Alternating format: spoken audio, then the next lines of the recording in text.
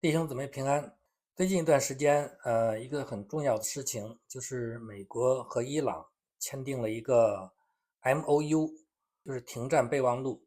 那这件事情呢，引起很大的争议，有很多的保守派的信徒、基督徒包括牧师，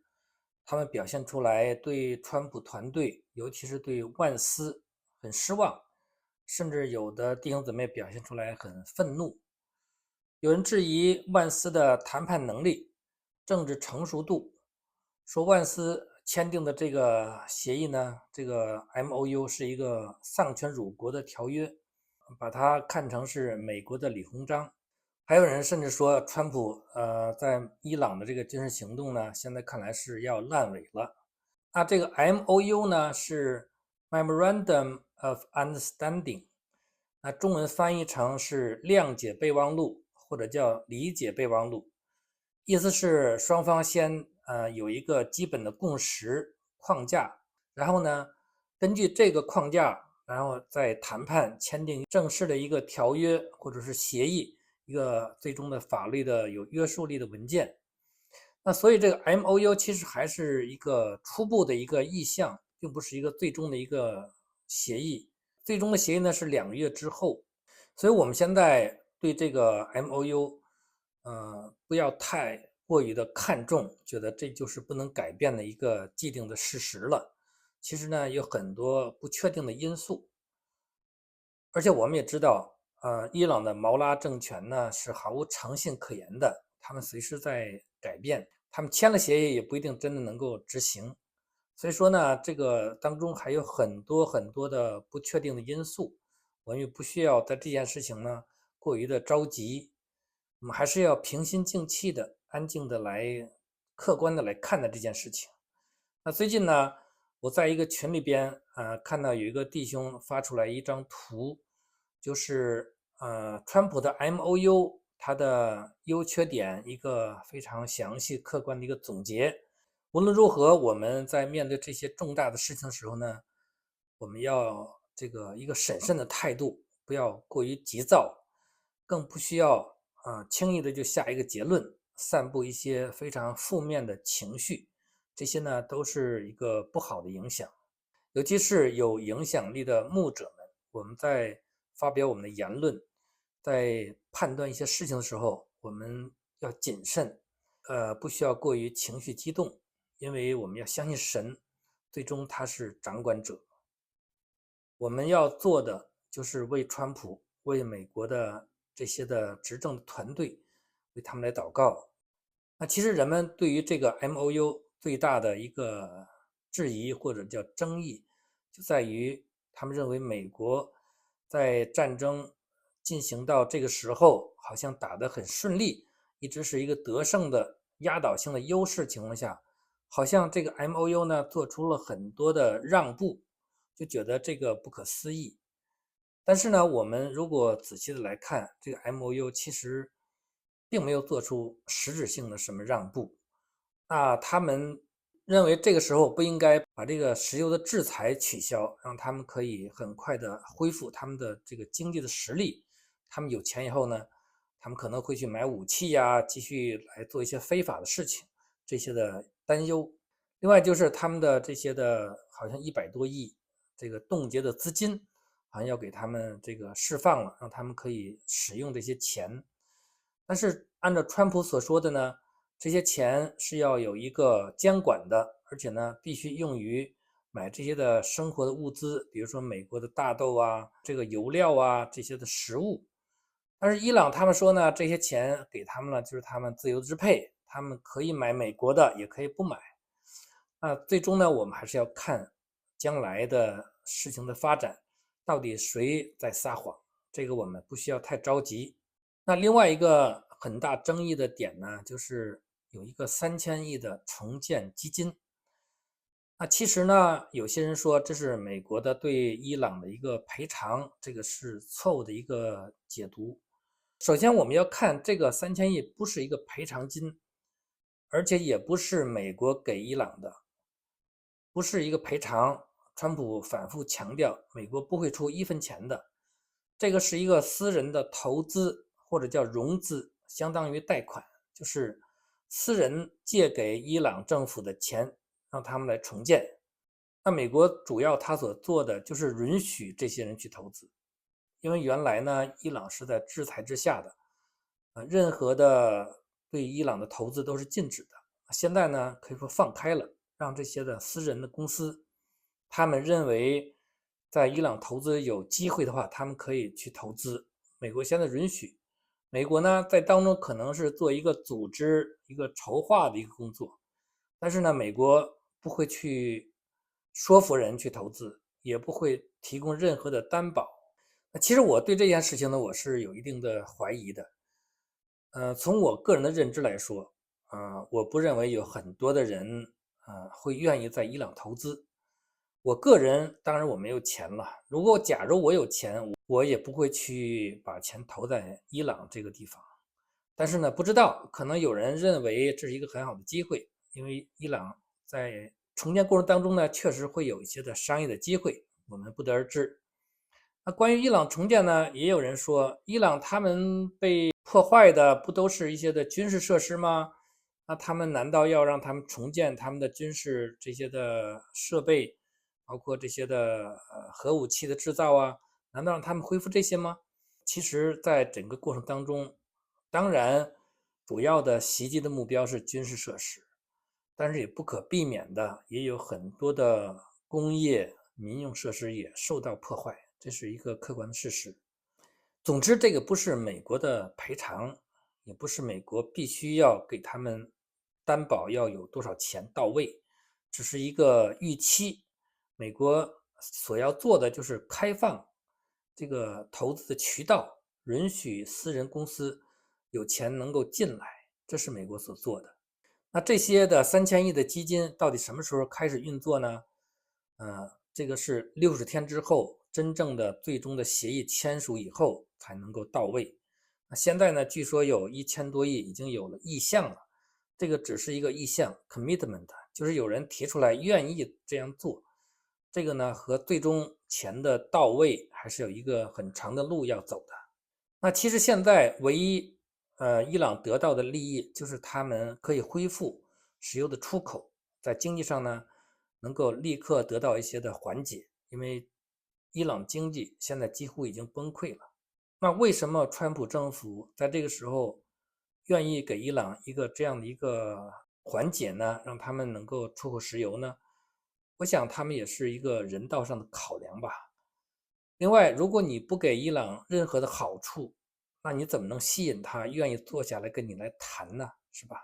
所以我觉得这个也是一个缓兵之计吧。有人说川普，那这个时候可能就是一个缓兵之计。那看他们怎么表现。如果伊朗这些的毛拉政权，这些的神棍们，他们一意孤行，他们违背他们的承诺，那川普也讲了，那我们随时可以继续恢复轰炸。这个取决于伊朗政权他们怎么来选择。那关于有人说，川普这个伊朗行动面临着一个烂尾。那今天呢，和大家分享一个图，就是有个弟兄做了一个川普的这个 MOU 详细的一些的对比分析，让大家看一看这次的伊朗战争和之前美国打的伊拉克战争、阿富汗战争的一个对比。他的这个题目就是，川普总统的 MOU 是最有智慧的一个全胜，这样的一个定位，就是用最小的代价获得最大的成果，得到一个最好的一个结局。那比较美国这个3场战争，阿富汗战争、伊拉克战争和现在的2026年的这个伊朗的这个军事行动，那我们比较一下，在阿富汗战争是死亡2400，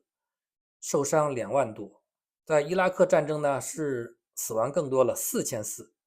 然后呢受伤是32000。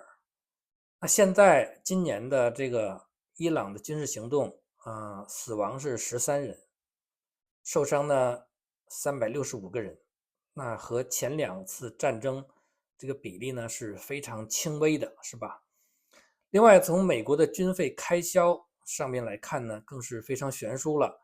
阿富汗战争是花了2.3兆，那伊拉克战争呢，花了是1到2兆，都是万亿美元。造成的这个损失、重建的费用，阿富汗和伊拉克战争都是超过1万亿。现在伊朗的这个重建呢，目前还不知道，但是呢，初步我们看到这个基金呢是3000亿，就差很多的，是吧？最重要的就是我们看这个结果，阿富汗战争的结果大家都知道，他们撤军的时候非常的狼狈，是吧？最终呢，塔利班又重新的掌权了。可以说这场战争没有给美国带来任何的好处，只是从经济上、从军事上、从这个人员上都是很大的一个损失。伊拉克战争呢，表面上看推翻了这个政权萨达姆倒台了，被处决了。但是呢，我们看伊拉克这个政治生态，伊拉克的国家的经济现在并没有像人们所期待的那样，成为一个民主的、自由的、经济繁荣的国家。所以说，一个国家呀，它是不是繁荣富强，它的政治体制如何，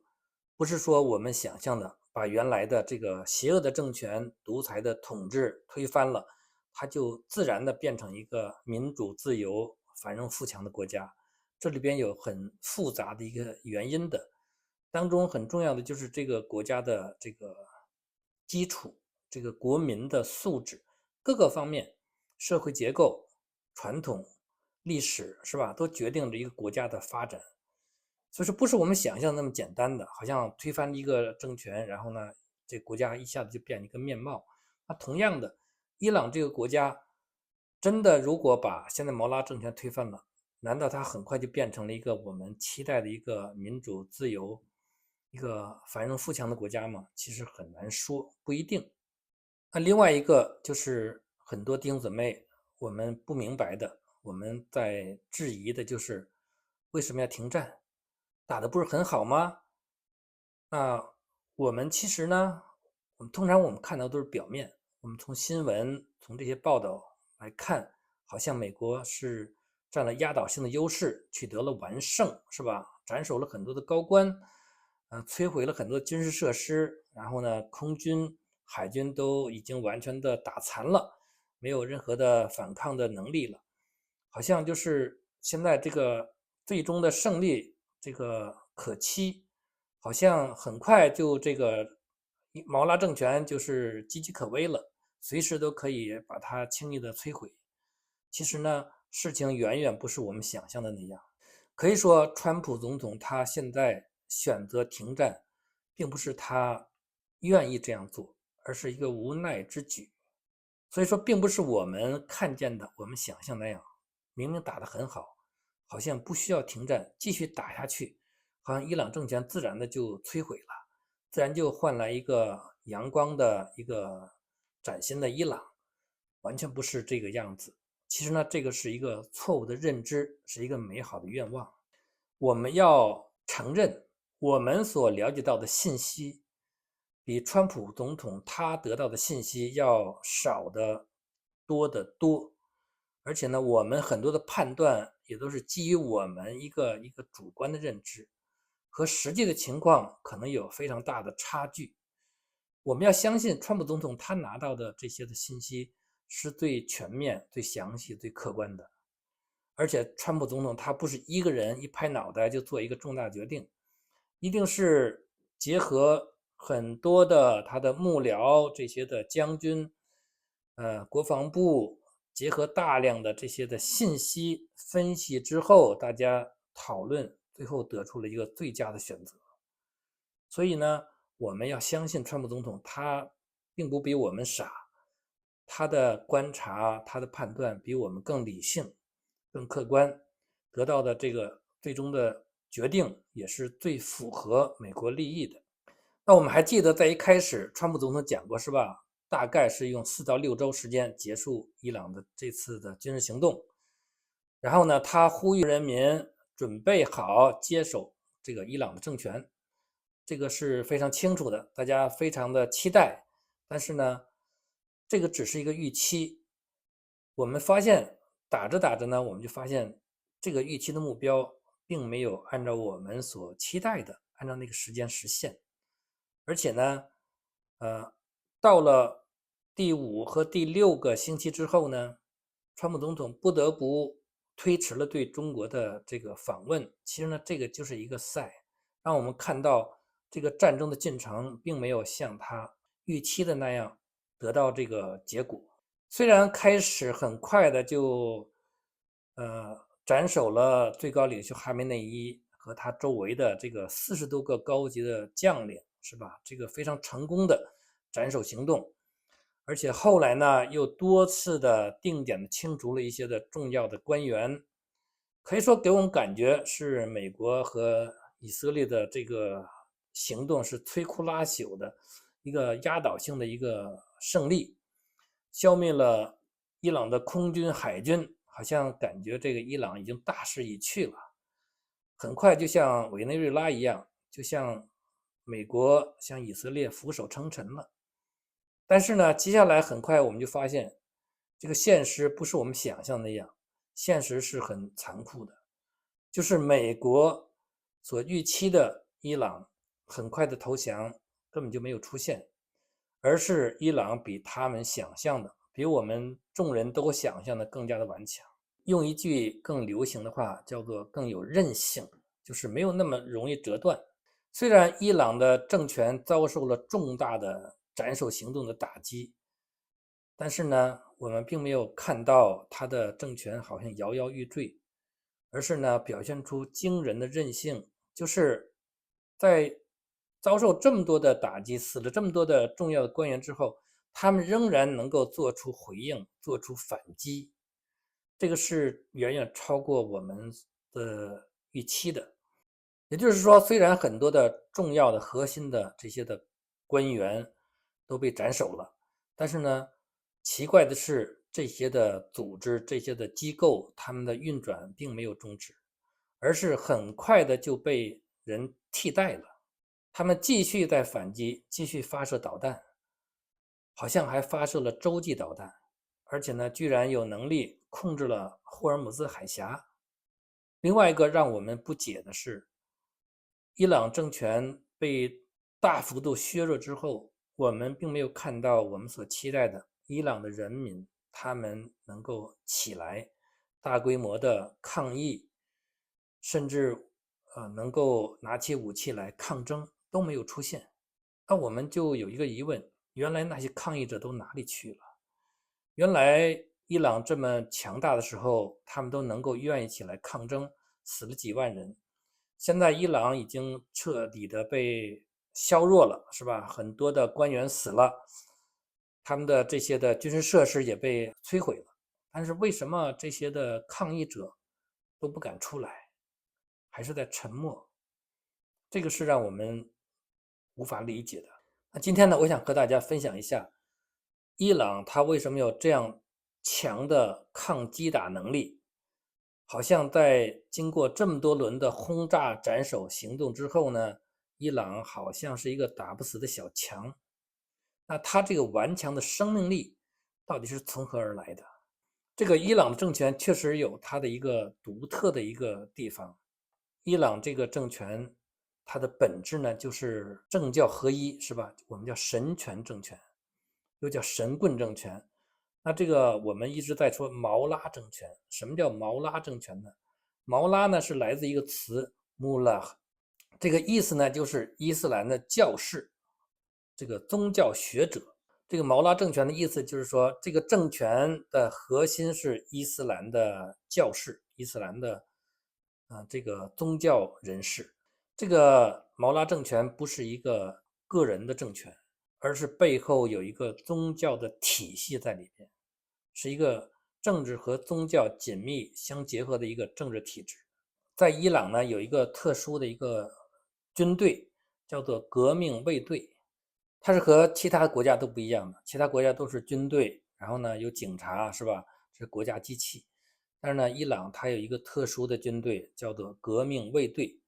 它自己也是有军队的，有正规军的。但是呢，这个革命卫队它的权力或者说它的实力是远远高过这个国家军队的。这就是他的神权统治的一个特点。那伊朗革命胜利之后，他首先建立的就是这个革命卫队，是一个他的政权的一个根基。这也是当初他们建国的时候，他们就意识到这个问题。这个伊朗政权的本质就是穆斯林，是吧？伊斯兰教。伊斯兰教里边的这个什叶派又是一个极端的一个教派，所以他们非常看重政权稳固的这个保障，就是要有军队。我们知道穆斯林他一贯就是国家机器和宗教合一。最早这个伊斯兰教的创始人穆罕默德，他就是崇尚武力的，他就是建立军队，然后呢，军队占领这个政权，就是通过这样一种方式。所以说，他们的信仰里边就是崇尚的就是军队，崇尚的就是武力。所以说，他们在掌握政权之后，首先他们第一个建立的就是这个革命卫队。革命卫队的一个宗旨就是保证他这个政权的安全，而且呢，他们这个革命卫队防范的就是国家的军队。如果这个国家军队反对这个神权的话，这个革命卫队的任务就是要消灭这个军队。所以他的任务你看到没有，就是要维护这个神权的统治的。这个最高的精神领袖、宗教领袖就是国家的元首，最高的统治者。他呢直接任命这个革命卫队的总司令。这个革命卫队直接效忠的就是这个宗教领袖。所以说，他虽然有民选的政权，但是这个民选的总统他的权力是被宗教领袖、最高统治者严格限制的。这个总统权力是被严格控制的。真正的掌权者就是宗教领袖，然后呢，他通过什么统治呢？通过这个革命卫队。这个革命卫队它不但是一个军事组织，而是它是一个综合的一个政治实体。它高度渗透政治、经济、社会，成为一个深层的国家机器。这个革命卫队要叫 IRGC， 它的这个很多的高官呢，就是这个高阶的军官，大量的进入国家的议会、政府、地方各个经济政治单位，他们都在里边直接参与的。也就是这些军官，同时呢，他又是议会的议员，又是政府的官员。另外呢，他们掌控着庞大的经济帝国，很多的石油、基建、电信、港口都是在他们的手里边掌控的。所以他们拥有经济大权，拥有政治权利。另外呢，他们这个严格的掌控这个国家的这个稳定。革命卫队里边有一个机构叫巴斯基民兵。这个巴斯基民兵呢，类似于中国的这个武警，是一个维稳的机器。它的功能就是镇压抗议，维护国家政权的稳定。我们知道了伊朗它这个神权统治的稳固性的来源是政教合一的。它的宗教领袖是国家最高元首，通过革命卫队牢牢地抓住国家的命脉，政治、军事、这个经济全在他们的手中掌控着。所以呢，他能够稳固的牢牢地掌握这个政权。另外一个非常重要的就是我们今天和大家分享的，为什么他有这样强的一个凝聚力，或者说是一个韧性，就是说一个这个抗击打能力。就是说他很多的高官被这个斩首之后，好像不影响他的这个权力的运作。这个韧性是从哪里来的？伊朗统治的核心力量就是革命卫队，真正掌握伊朗军事政治的一个核心的力量组织。那这里边就涉及到一个政教合一的一个政治体制当中的一个特性，就是表面上它是效忠于这个最高的统帅的，就是他们的这个宗教领袖。实际上呢，因为他们是一个信仰，是一个宗教，它其实并不是效忠一个个人，而是效忠他们所信的阿拉。这是非常重要的一个根基。因为这样的一个共同的一个宗教信仰，所以呢，他们能够达成这样一个体制，是一种分散式的指挥。这种分散式的指挥呢，就是分成很多的区，各区呢有一个领袖，在战争期间呢，可以说是各自为战的。也就是说，他们在这种战争期间，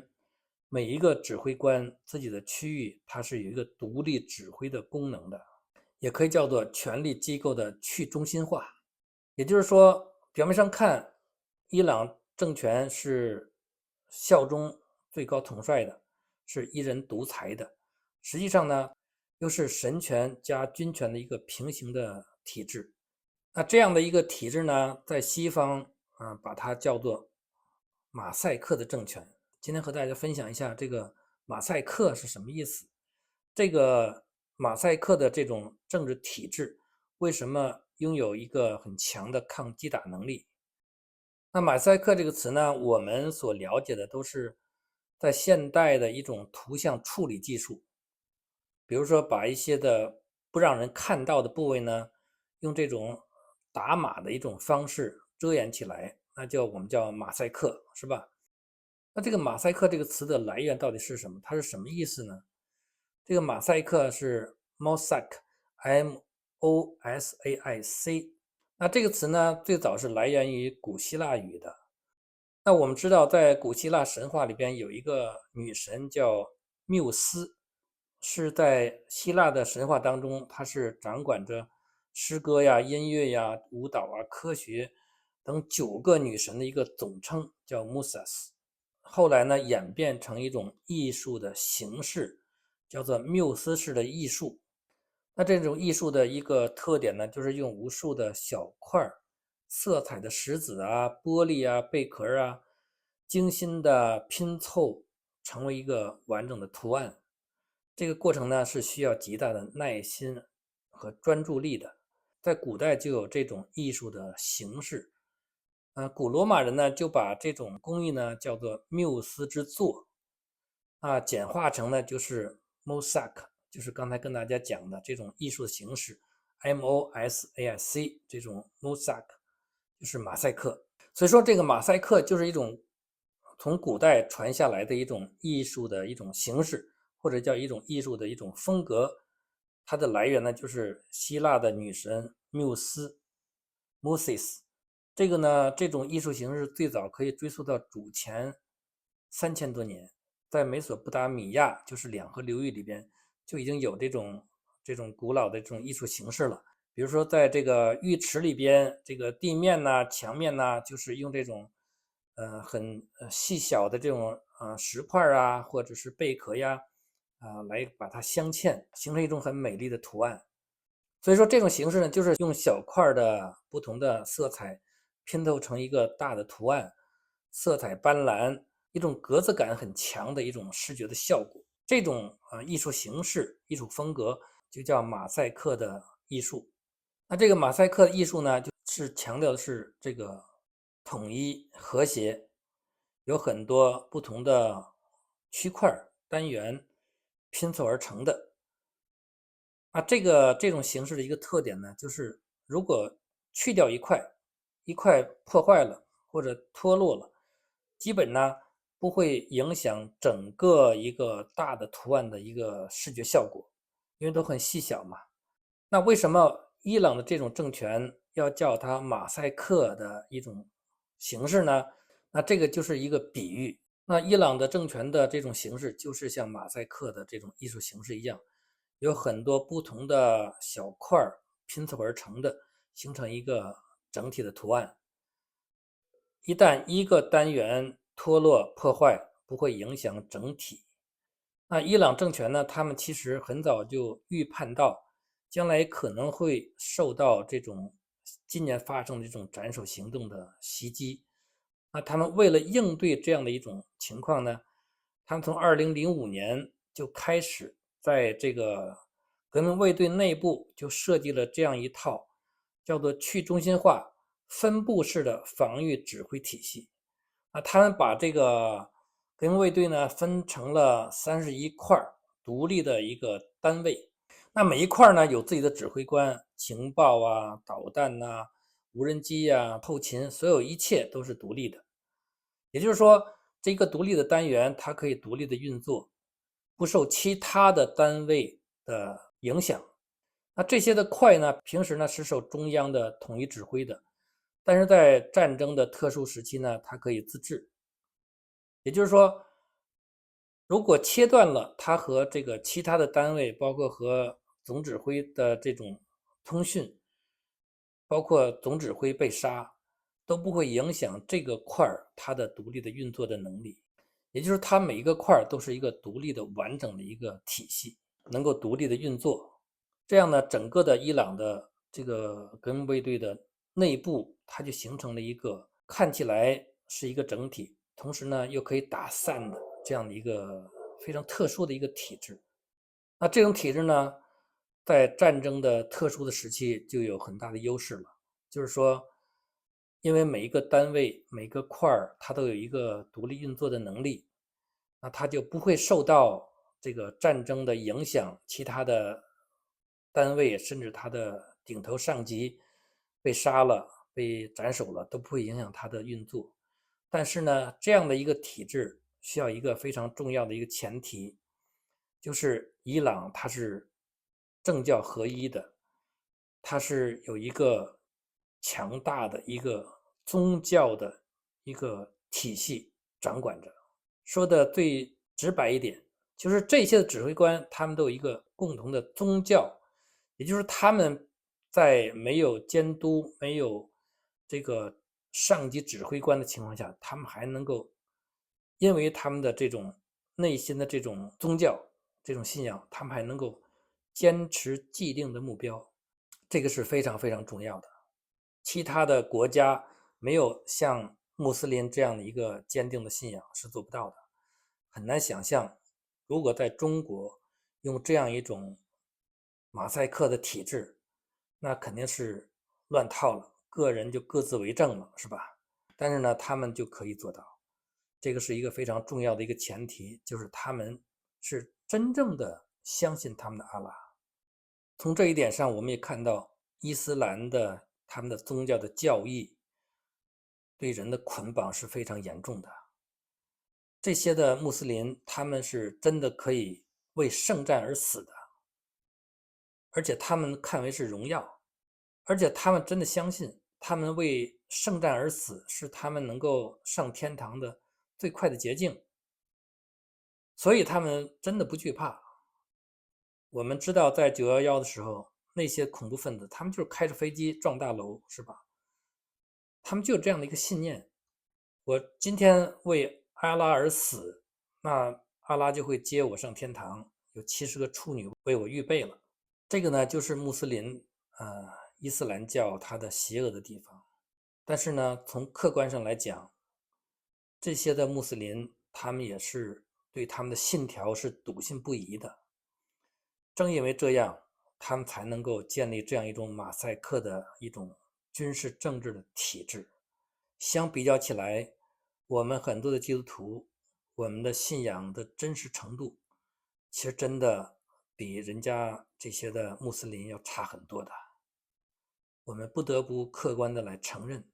很多的基督徒，我们对信仰是不冷不热的。我们在教会里边奉献一点金钱，我们都往往都是很难的，更别提让我们去为主来献出我们的生命了，是吧？在这些的考验面前，我相信很多的平时说了很多属灵话语的基督徒，在真正的考验面前，一定不能过关。这也是我们信仰的一个缺陷，也是一个我们需要反思、需要悔改的地方。当然，我们知道穆斯林他们之所以这样坚定的相信，这个背后呢是有邪灵的力量的。所以归根到底，现代的地面上的战争背后是一个属灵的征战。伊斯兰教里边的什叶派就是一个极端的叫殉道文化，他们把为阿拉这个圣战而死看为荣耀，而且呢，他们用这种宣传为这些穆斯林洗脑，也真的非常的成功，造就了无数的这样对他们阿拉的至死忠心的这些的穆斯林，其实他们是很可怜的，他们是被这种异教的东西完全的捆绑了。那跟大家分享了这个伊朗政权革命卫队内部的这种马赛克的这种体制，那我们就知道了为什么伊朗的这些的高官大批被斩首之后，他们仍然能表现出来这样的一个顽强的韧性，仍然有反抗的能力，仍然能够控制这个海峡。这些呢，我相信，川普包括美国的国防部，他们可能对这些认识是不足的。所以，川普开始他说4到6周结束战斗，然后伊朗的人民就可以接收政权了。实际上呢，这个是对伊朗的这种邪恶的这种生命力、抗击打的能力认识是不足的。所以说，现在川普他们寻求和平的这种解决方案，其实呢也是一个无奈之举。当然，这是我个人的一个看法。所以呢，从短期来看，伊朗的政权没有那么快崩溃的。那长期来看，将来有可能慢慢的，这个国内的这种怨气、这种抗争越来越严重的时候，有可能会崩溃。但是短期看呢，看不到。事实证明，美国的斩首行动不能够结束伊朗的毛拉政权，做不到的。所以说，这也是川普总统为什么要寻求和平的解决这场战争的一个非常重要的原因。而且我们也看到，这是对美国、对伊朗，包括周边的国家，其实包括以色列，这是一个最好的一个结果。因为这样呢，能够避免更多的牺牲，也让美国能够从这个伊朗的战争里边抽身出来。因为美国川普有更重要的事情要做，还有更大的挑战等着川普，那就是亚洲，大家都知道的是吧？而且我们在前面也跟大家分享了，如果真的推翻了毛拉政权，不一定是我们所期待的能迎来一个繁荣富强、民主自由的伊朗，不一定。那这个代价呢，要付出多少呢？大家已经看到了，现在伊朗的海军、空军都基本上已经打残了，但是呢，它的陆军几乎是没有什么损伤的。如果美国一定要这个摧毁毛拉政权，它唯一所能做的就是出动地面部队，强行的进入伊朗，和伊朗的陆军开始一场真正的战争。那将来打多久，我们也不知道。前边大家还记得伊拉克战争打了多少年？那我猜可能伊朗战争比伊拉克战争、比阿富汗战争持续的时间可能还要长，有可能8年抗战。那这个过程当中，美国要损失多少呢？投入多少？伊朗领土很大，远远大于阿富汗和伊拉克，是吧？它的地形呢也是相当的复杂，很多的山地。而且呢，它有将近1个亿的人口，所以它有足够的兵源。其实呢，伊朗的陆军是非常强大的，是区域大国，而且呢，它的这个装备也是非常强的。所以这是一场旷日持久的战争。如果美国一定要摧毁毛拉政权，它付出的代价可能远远超过伊拉克、阿富汗战争。我们都知道，对美国来说，最敏感、最怕的就是死人。对执政者、对川普总统来说，最大的危险，也就是陷入一场旷日持久的战争。在战争泥潭中不能抽身，这对执政党是一个最大的灾难。到那个时候，川普的支持率可以说是断崖式的下跌。什么中期选举啊，什么28年的大选，大家都想都不要想了。所以呢，我们往往呢是凭着一个热心、一个热情、一个期待，把事情呢都想得很简单。但是我们要相信川普，他所掌握的信息远远比我们更详细、更具体、更客观。所以呢，我们也不要以为我们所知道的就是一个正确的，就是一个真实的一个信息。有人说现在的这个 MOU 这个备忘录不符合美国的利益，不符合 MAGA 美国优先。但是刚才和大家分享了，如果川普一定要颠覆、摧毁毛拉政权，陷入战争的泥淖，可能持续若干年，美国投入可能数万亿美金，死伤几千上万个美国的年轻人，这个是符合美国的利益吗？所以呢，希望弟兄姊妹们，我们有一个平常心来看待。说到底，最终还是我们要对神有信心。神是人类历史的最终的掌管者。这个洪水泛滥之时，耶和华坐着为王。我们要把信心放在神的身上。另外，我们所要做的就是为川普总统祷告，为万斯副总统，为卢比奥，为海格塞斯，为一切川普团队现在这些的官员们，为他们祷告，让他们能够按照神的心意来治理美国，来在这个世界上能够发挥他们应有的作用。整个这过程当中，我们所经历的是看见神的作为，这才是我们最最宝贵的东西，好吧？那最后呢，我真是也希望大家能够多多订阅我们这个频道。最近我们这个频道是失去了很多的这个订阅，我呢很少为自己的频道做宣传，希望弟兄姊妹们多多支持。我最近拍视频很少，也希望弟兄姊妹们多多支持，你们的支持对我来说是最大的动力，也多为我祷告，好吧？谢谢大家。